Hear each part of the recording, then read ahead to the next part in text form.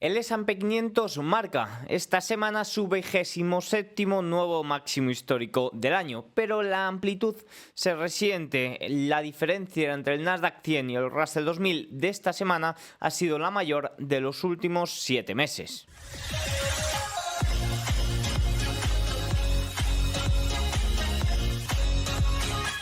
Muy buenas a todos y bienvenidos un día más al canal. Hoy es domingo 9 de junio de 2024 y este es el vídeo de repaso semanal donde hablaremos de situaciones como la que ya he mencionado. El Nasdaq ha tenido esta semana su mejor rendimiento frente al Russell 2000 de los últimos 7 meses, lo que nos muestra claramente que la amplitud del mercado, pese a que los principales índices hayan marcado nuevos máximos históricos, está algo resentida. Hablaremos de esto y sobre todo hablaremos de los fundamentos macro que esta semana han tenido tanta influencia, como pueden ser datos de ISM, como pueden ser especialmente datos de empleo y ese movimiento que se vio el viernes al cierre con un movimiento a la baja de los al alza de los rendimientos y sobre todo grandes debilidades en pequeñas compañías. Russell 2000, S&P 500, Nasdaq 100 sí que es cierto que se mantenían muy a raya. También en el vídeo de hoy hablaremos del oro. El oro el viernes también cayó, evidentemente cae debido al alza de los rendimientos, que sobre todo es la parte más correlacionada o el activo más con el que más correlación tiene, pero también hay que hablar de lo que ocurrió el viernes o los datos que se anunciaron el viernes con respecto al oro y esas compras oficiales que no se produjeron por parte de China de oro, algo que no ocurría desde hace varios meses, pero que quiero hacer algunos comentarios sobre ello, porque no es la primera vez que ocurre y no me fiaría yo mucho de las compras oficiales de oro. Así que nada, dicho esto, también evidentemente hablaremos de qué podemos esperar para la próxima semana, especialmente con los datos de inflación. Así que nada, venga, vamos a ello. Como cada semana empezamos comentando el cierre de sesión. S&P 500 subió en la semana un 1,32%, Dow Jones 0,29%, Nasdaq 100 un comportamiento muy destacado, sube un 2,5%, mientras que el Russell 2000 pues pierde un 2,10%. El S&P 500 volvió a superar el nivel 5.300 puntos y parece ser que está más cerquita o apunta más a los 2.400 que a perder esos 5.200 que fueron un gran amago la semana pasada. Esta no la anterior, sobre todo con ese movimiento tan fuerte. Esta semana sobre todo hemos tenido caída de los rendimientos, exceptuando el viernes, que ha sido el gran impulsor de este movimiento al alza de los índices. Fíjense, si vemos los 4 índices, pues vemos como S&P 500 un rendimiento medio, Dow Jones un poquito inferior, Nasdaq 100 el más destacado evidentemente, pero el Russell 2000 gran debilidad. Fíjense sobre todo la gran diferencia que se ha abierto entre el Nasdaq 100 y el Russell 2000. El Nasdaq 100, ¿por quién ha estado impulsado? Pues especialmente por los 7 magníficos, prácticamente salvando el viernes con una ligera corrección, no han tenido un día en negativo. El ETF de los 7 magníficos en general, esto dista mucho de los Russell 2000 que prácticamente todos los días mostraron gran debilidad, a excepción del miércoles. El miércoles podríamos decir que fue el único día que se mostró un poquito más con mayor fortaleza. Fíjense, como decía en la introducción, Nasdaq 100 ha subido frente al Russell 2000 todos los días y ha tenido un rendimiento superior, que era el superior en los últimos 7 meses frente a ese Russell 2000. Algo que evidentemente lo que nos habla es de una amplitud ligeramente débil. Y es que fíjense que el porcentaje de valor por encima de la media de 200 sesiones del S&P 500, esto es simplemente el S&P 500, no del New York Stock Exchange al completo, fíjense que ha caído al 66%. Porcentaje de valores por encima de la media de 50 sesiones ha caído al 48% y porcentaje de valores por encima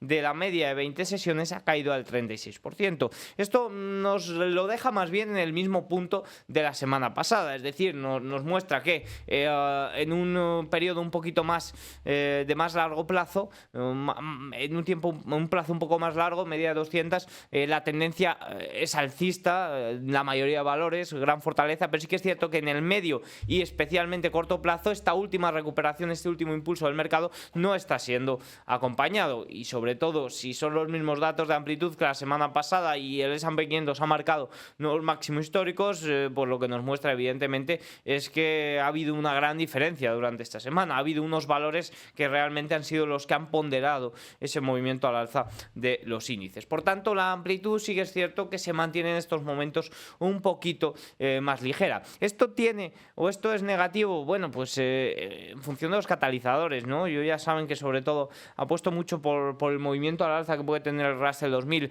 cuando haya mayores confirmaciones de bajadas de tipos. Estoy apostando a que los datos van a ir en esa dirección. Esta semana prácticamente la totalidad de los datos han apuntado en esa dirección, a excepción quizás del dato de empleo del viernes, que por si no lo saben, hice un vídeo el viernes especial en detalle del análisis de estos datos de inflación, unos datos de inflación que son muy dudosos, unos datos de inflación que aunque en los primeros titulares, el titular de nóminas fue mucho más fuerte de lo esperado, el empleo estadounidense se está enfriando muy claramente y ya lo mostró, por ejemplo, la tasa de desempleo, que subió al 4%, un nivel que puede ser ya un poquito más... no quiero decir alarmante, porque un 4% no es alarmante, pero sí que es cierto de señal de cambio, ¿no? Podríamos hablar así. No obstante, conforme al empleo, con respecto al empleo, ahora tengo algunos comentarios por aquí. Antes de eso, recordemos que el sentimiento del mercado general es muy positivo y que nos acercamos a un periodo estacional también muy positivo. Fíjense que nos acercamos ya a julio, que no es este mes, sino es el mes que viene. Faltan 20 días, y que es cierto que todavía falta la segunda mitad de junio, que en cuanto a rendimiento, fíjense que también es bastante positivo. Lo tenemos por aquí. Segunda semana de junio es ligeramente positivo, justo antes de esa primeras 2 semanas de julio, que es el rendimiento positivo, más positivo de los últimos años. Fíjense, los primeros 15 días de julio han sido el rendimiento de mejor periodo de 2 semanas de negociación desde el año 1928. Sobre todo, ¿a qué se debe? Bueno, pues sobre todo se debe a la entrada de asignaciones de dinero pasivo, sobre todo los fondos indexados, rebalanceos. En este tipo de fondos se juntan tanto los rebalanceos trimestrales como los semestrales y nos hablan de un incremento de capital por ahí. También este año nos hablan desde Goldman que puede deberse también o que puede haber también entradas de fondos monetarios, ¿no? Ya saben que los fondos monetarios no es dinero que esté fuera del sistema, es dinero que ya está en el sistema, pero es dinero que puede fluctuar, son flujos que pueden moverse, pueden desplazarse hacia la renta variable. Estas estadísticas son asombrosas para el Nasdaq 100. Durante los últimos 16 años el Nasdaq ha sido positivo en 16 julios consecutivos, con un rendimiento de un 4,94%. Por tanto, en términos generales, ahora nos vamos a hablar de los rendimientos o de la renta fija, mejor dicho. Sí que es cierto que se esperan que las próximas semanas sean positivas para el mercado. No tanto el final de junio, pero sí el principio de julio. Son datos estacionales, tampoco hay que entrar mucho aquí. Y bueno, ya hablaremos más de ello cuando estemos iniciando julio, que todavía quedan unas cuantas jornadas de junio. Cosillas de los rendimientos, la renta fija, para mí uno de los puntos más importantes a tener en cuenta en este momento. Pues fíjense cómo los rendimientos fueron durante toda la semana abajo, pero sí que es cierto que el viernes tuvieron un gran movimiento al alza que anuló prácticamente por completo el movimiento a la baja que habían tenido durante buena parte de la semana. Hablábamos en el vídeo semanal del domingo pasado de los posibles catalizadores que podían impulsar el Russell 2000, que especialmente lo que iban a hacer era impulsar a los bonos, lastrar a los rendimientos, y así fue durante buena parte de la semana. Ya saben que hemos comentado durante esta semana en numerosas ocasiones quién es el impostor, por qué están cayendo los rendimientos hasta prácticamente el viernes, pero índices como por ejemplo el S&P 500 sí, pero el Russell 2000 no terminaban de tener ese movimiento al alza. Bueno, pues fíjense cómo los rendimientos reaccionaron bien a todos los datos de enfriamiento, sobre todo ISM manufacturero, un ISM de servicios que aunque superó las estimaciones, sí que es cierto que las partidas de precio y empleo se mantuvieron bastante débiles, los datos de empleo, de ofertas, de datos de empleo ADP también se mostraron bastante débiles, peticiones semanales de subsidio el jueves también bastante débiles, lo que hacía que los rendimientos se mantuvieran bajos. Pero sí que es cierto que el viernes, con esos datos de empleo, nos dicen, por ejemplo, algunos analistas que no ven fundamentos para el alza de los rendimientos después de los datos de empleo del viernes, que se argumentó que realmente el empleo se está enfriando claramente y que a ese dato de nóminas cada vez se le resta o se le da menos importancia. Sí que es cierto que la partida de salarios, que hubo ahí un dato superior a lo esperado, pues pudo ser un poco el causante de ese pánico que provocó el alza de los rendimientos y anuló prácticamente el movimiento de la semana. Al final era el dato más importante. ¿Qué provocó este alza de los rendimientos? Pues caídas en el TLT, el ETF de referencia, los bonos del Tesoro a 20 años, cayó por debajo del nivel de 92, por debajo también de la media de 200 sesiones. Ya saben que este ETF va a fluctuar muchísimo, al igual que los rendimientos, hasta que no haya una confianza, hasta que no haya unanimidad prácticamente total de que la próxima bajada de tipos está cerca, algo que en estos momentos sigue variando mucho en función de los datos macro que conozcamos. Fíjense, voy a hacer una pincelada, algunos comentarios, los más importantes, sobre todo quiero fijarme en los de Bloomberg. Ya lo hablamos el viernes, pero fíjense lo que dice Bloomberg. El informe de empleo de mayo presentó opiniones contradictorias sobre el mercado laboral, como esperábamos. La encuesta muestra aumentos sólidos en las nóminas no agrícolas, sin embargo la tasa de desempleo aumentó al 4%. Fíjense lo que nos dice: creemos que este último ofrece actualmente una aproximación más cercana de la realidad de las nóminas. Es decir, las nóminas salió superior a lo esperado, la tasa de desempleo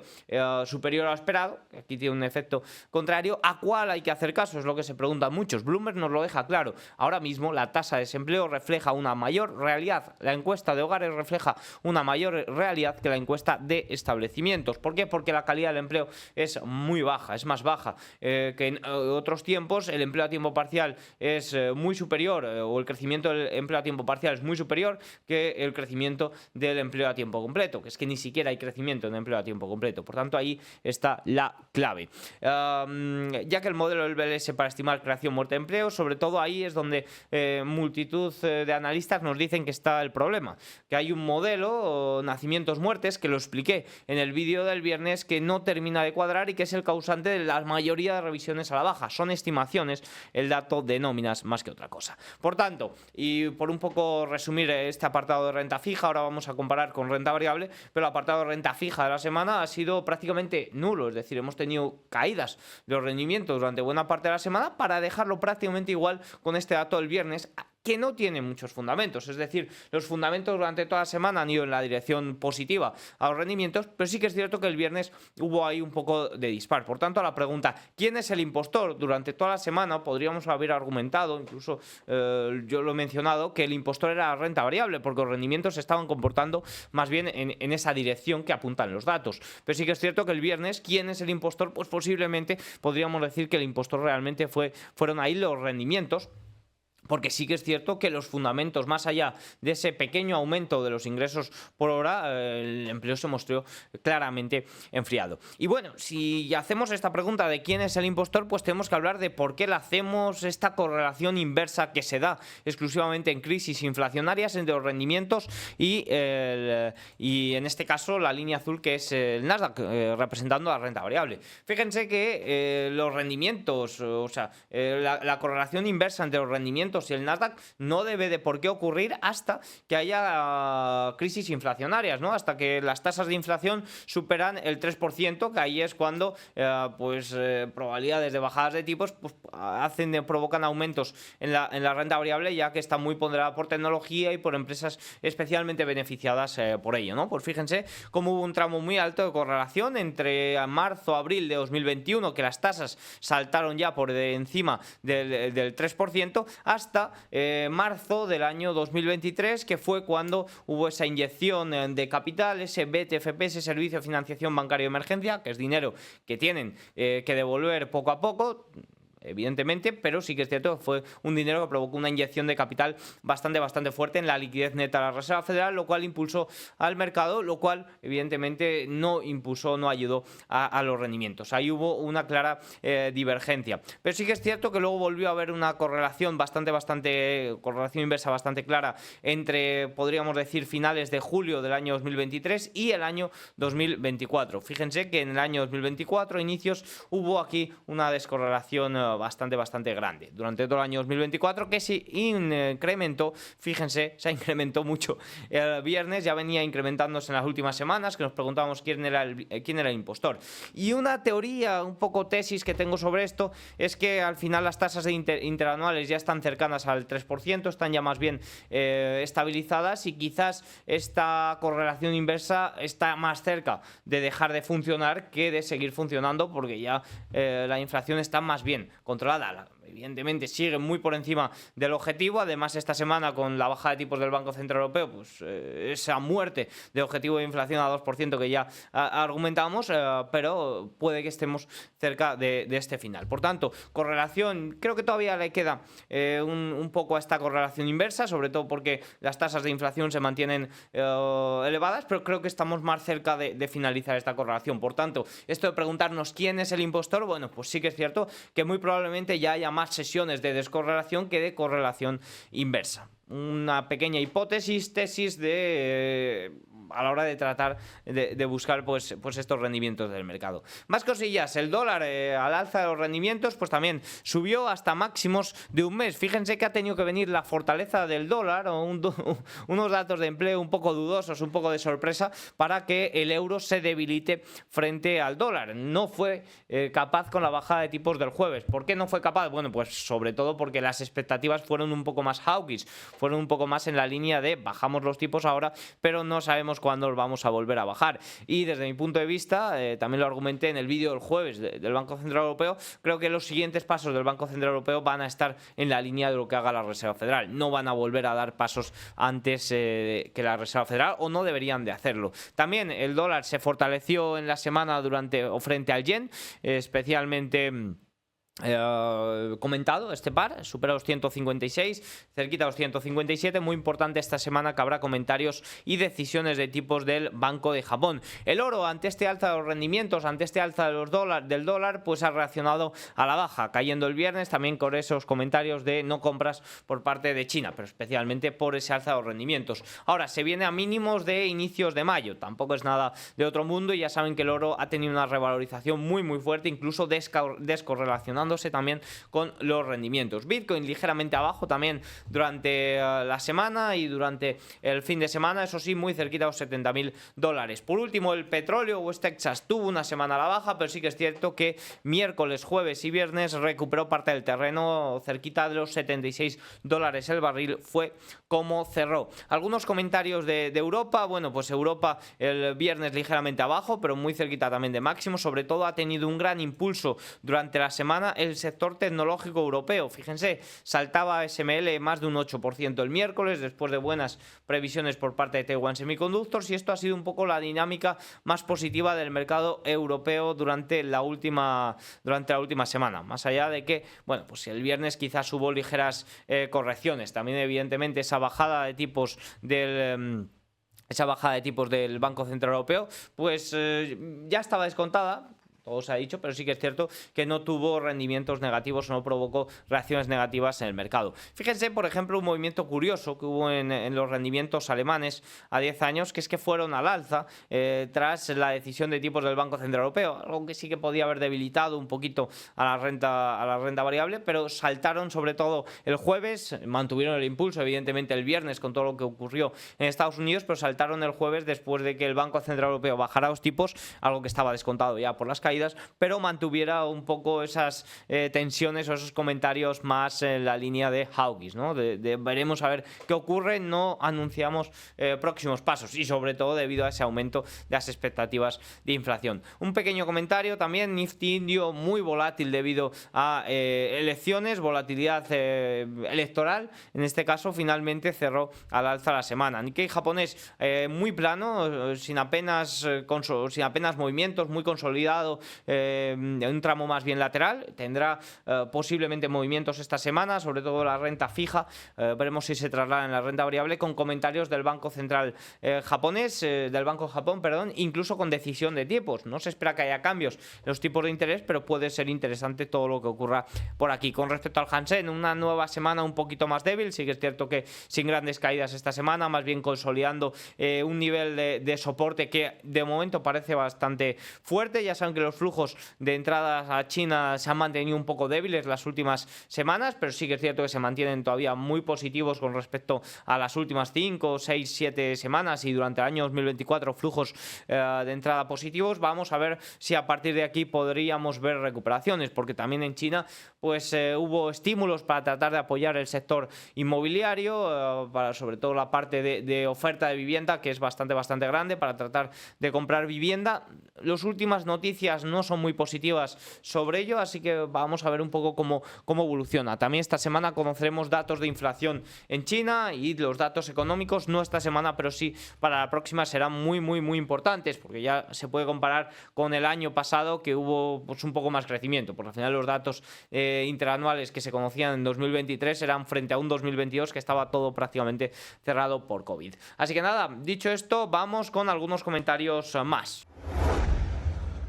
Vamos a hablar sobre el oro porque las cifras oficiales mostraron que China no compró oro en mayo. Con respecto a las cifras oficiales, no oficiales, bueno, China estuvo sin informar compras de oro durante unos cuantos años. No me fiaría yo mucho de las compras que te anuncian de oro, ni mucho menos de un país como China. No pongo esto porque, bueno, pues se ha comentado y es algo que debéis saber, pero sinceramente no me fiaría mucho de estos datos y menos los mensuales, ¿eh? Habría que esperar a datos más bien trimestrales que seguramente tengan un poco más de fundamento, dentro del poco fundamento que tienen las compras anunciadas por el Banco de China en este caso.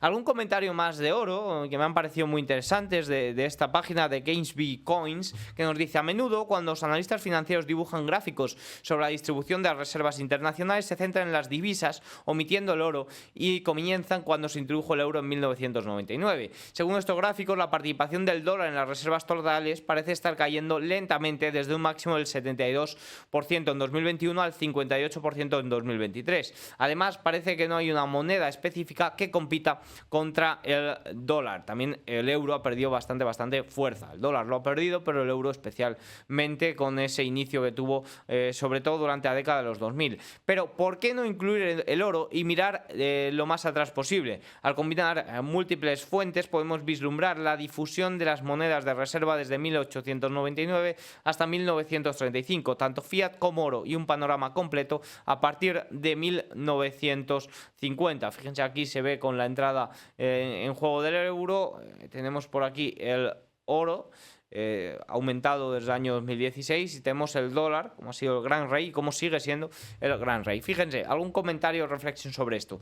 Esto pinta una historia completamente diferente. En lugar de mostrar solo la desaparición del dólar a paso de tortuga, se revela el equilibrio histórico entre el oro y las monedas fiduciarias. No es el dólar el que normalmente respalda el sistema monetario internacional, es el oro. El oro solía constituir la mayor parte de las reservas internacionales, incluso cuando se decía que la libra esterlina era la moneda de reserva mundial antes que el dólar. En un gráfico que abarca más años pero solo el oro y el dólar, el reinado de este último se vuelve aún más relativo. Aquí tenemos dólar a la baja un poco frente a la tendencia que está intentando marcar el oro un poco al alza, también quizás impulsado por esas compras por parte del Banco de China en los últimos años. El gráfico anterior muestra que la participación del dólar en las reservas totales ha caído al 48% debido a una confianza cada vez menor, nos dicen, los activos crediticios, monedas fiduciarias, debido a las preocupantes burbujas de activos, la escalada de guerras y el miedo a la inflación, mientras que el oro está ganando terreno. Según cálculos personales de las reservas oficiales de oro,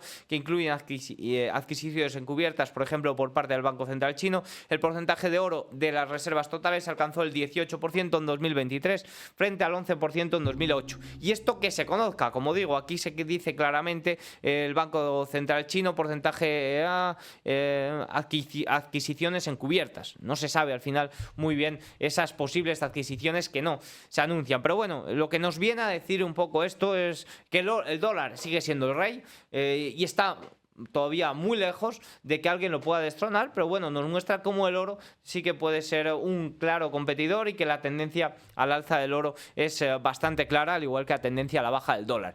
¿Preocupa la tendencia a la baja del dólar? Bueno, pues yo creo que estamos muy lejos de que preocupe. Es una tendencia que se ve, es una tendencia que puede tener diversas teorías para ello. Por ejemplo, también puede tener escasez de dólares como teoría, que eso sería más bien una muerte de éxito, ¿no? Una muerte de una demanda muy superior y de una oferta muy inferior, más que una muerte de la moneda fiduciaria como tal. Por tanto, debilidad de la moneda fiduciaria como tal, perdón. Por tanto, hay diversas teorías para esto. Lo claro es que la tendencia del dólar es en estos momentos ligeramente a la baja, preocupante ni mucho menos, y todavía le quedan muchos años de reinado al dólar, al menos todo lo que parece, a menos que haya un cambio muy rápido y brusco que en estos momentos no se espera. Pero bueno, sí que es cierto que son datos que nos hablan de cómo el oro puede ser un claro competidor de divisa. Bueno, más cosillas del día de hoy, del fin de semana, por así decirlo. Datos del crédito estadounidense. Ojito que hemos tenido una clara caída del crédito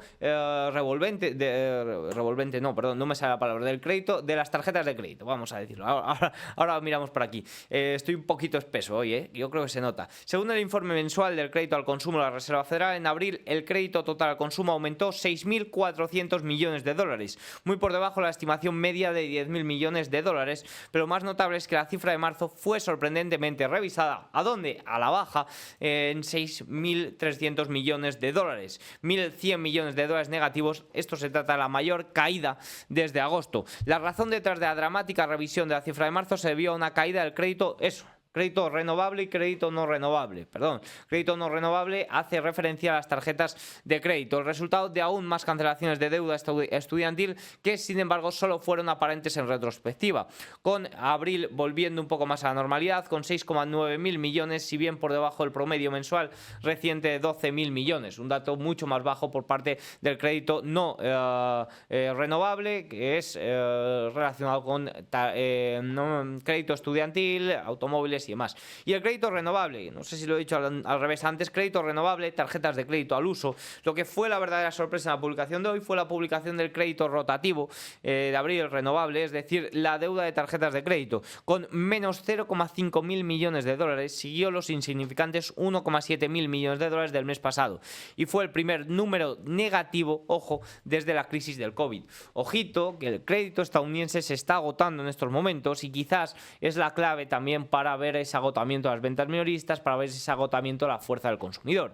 Sobre todo hay dos puntos para ver esto, para seguir esto. Uno, el empleo, que al final lo que ganas lo puedes gastar, y otro, la parte de crédito, porque mucho del consumo estadounidense va por el lado del crédito. Incluso cualquier mínima cosa, cualquier micrófono, cualquier bolígrafo, va casi con crédito. Para tener una idea de lo raro que es obtener un cambio mensual negativo en la deuda de las tarjetas de crédito, considere que en los 6 años anteriores a la crisis del COVID había registrado solo 5 meses de impresiones negativas y todas tendían a preceder a importantes reducciones en sus deudas. Esta vez no esperamos menos. Bueno, pues al final creo que esto es algo que podía pasar o que se esperaba que podía pasar, y más teniendo en cuenta que el tipo de interés de las tarjetas de crédito ha marcado un nuevo máximo histórico, supera y se acerca al 22%. Esto es una auténtica locura. ¿Quién puede pagar un 22% de tipo de interés para los pagos a crédito? No lo entiendo. Los préstamos al consumo, no lo entiendo.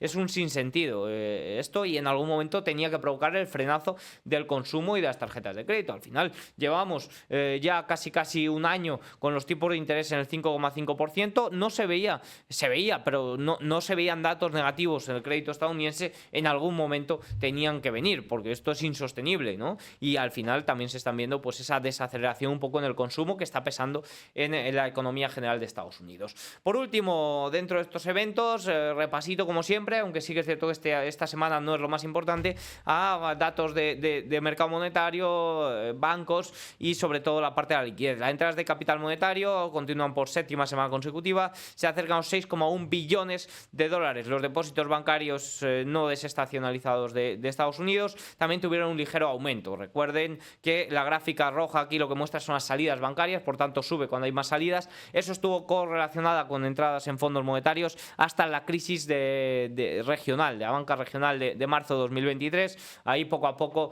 y debido a que se salvó el pánico, con ese BTFP, pues volvió dinero a entrar a los bancos. No hay muchos comentarios sobre el BTFP, balance de la Reserva Federal y demás, por tanto vamos a saltar directamente a la parte de la liquidez. Ligero aumento en la liquidez durante esta semana, vemos como el drenaje repo apenas ha sido significante, por tanto, y el balance de la Reserva Federal ligeramente fue a la baja, por tanto la clave está en la cuenta del Tesoro. Recuerde que liquidez neta de la Reserva Federal, en este caso hablábamos como balance de la Reserva Federal menos la cuenta del Tesoro, menos la cuenta del repo repo inverso. Fue muy impulsado esta liquidez, sobre todo por el drenaje del repo inverso, en estos momentos más bien en rango lateral. La cuenta del Tesoro, que se rellenó mucho y que fue la causa de la caída de la liquidez neta a mediados de abril, pues en estos momentos es dinero que está fluyendo y que irá fluyendo poco a poco de nuevo al mercado o al sistema. Por último, un pequeño comentario, al final se mantiene todavía una divergencia que se abrió especialmente en 2024 entre el S&P 500 y esta liquidez neta de la Reserva Federal. El S&P 500 sigue marcando nuevos máximos, la liquidez neta de la Reserva Federal sí que es cierto que se mantiene pues un poquito más, que no termina de acompañar, ¿no? Ya sabemos que el tapering del QT, que la reducción de reducción del balance de la Reserva Federal se ha anunciado, se producirá, creo que era a partir de junio, ya estará funcionando, ya lleva unas semanas funcionando, y sí que es cierto que ese drenaje repo, ese dinero que hay en el repo, pues en estos momentos ya está más bien estabilizado. Veremos la liquidez neta seguir aumentando. Bueno, pues parece que el QE está más bien más cerca que lejos, ¿no? Veremos a ver. De momento sí que es cierto que esto pues puede ser también una explicación de ese movimiento un poco más ligero del Russell 2000. Al final todo es liquidez. La liquidez ya vemos como cuando realmente falla. Estas semanas que aumenta ligeramente, pues sí que es cierto que sobre todo lo que falla es un poco la amplitud, pero la liquidez cuando corrige, cuando vemos esas salidas, por ejemplo, por el pago de impuestos, ahí es cuando se ven correcciones, y cuando la liquidez tiene un fuerte impulso, fíjense sobre todo a finales del año 2023, pues ahí vemos también un fuerte impulso en el mercado. Por último, ya para comentar qué tenemos para la semana, pues fíjense como en Japón tenemos tasas de inflación, no, perdón, esto es en China, aquí tiene que poner China. En China el miércoles conoceremos tasas de inflación, en Japón conoceremos el lunes Producto Interior Bruto y el viernes decisión de tipos de interés. No se esperan cambios, pero sí que es cierto que será muy importante los comentarios, y una sorpresa pues ni mucho menos sería raro, ¿no? En Reino Unido, tasa de desempleo para el martes, Producto Interior Bruto para el miércoles, Eurozona, datos finales de inflación en Alemania y España. No se esperan grandes cambios. En Estados Unidos, semana importantísima con subasta el martes a 10 años. Tenemos también inflación IPC para el miércoles, decisión de tipos de interés, Reserva Federal para el miércoles, IPP, inflación por el lado del productor, para el jueves, peticiones iniciales de subsidio, ahora mismo el dato de empleo más importante para el jueves, y estimaciones de la Universidad de Michigan para el viernes. Se espera un aumento del sentimiento del consumidor y que se mantengan las expectativas de inflación. Ya saben que sobre todo esta parte de la Universidad de Michigan sorprendió mucho el mes pasado. Así que nada, espero que os haya gustado el vídeo. Me he sentido un poco más espeso de lo habitual, la verdad que he tenido un buen fin de semana y eso puede haber pesado. Pero bueno, espero que os haya gustado el vídeo. Si es así, hacednos un like, un comentario y nos vemos mañana. Chao, adiós.